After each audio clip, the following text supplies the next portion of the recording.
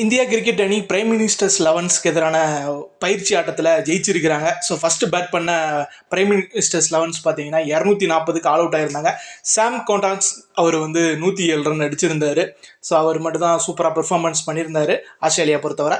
India பொறுத்தவரை Bumrah bowling போட வரல. ஸோ ஹர்ஷித் ராணா 4 விக்கெட் எடுத்திருந்தாரு. ஆகாஷ் தீப் 2 விக்கெட் எடுத்திருந்தாரு.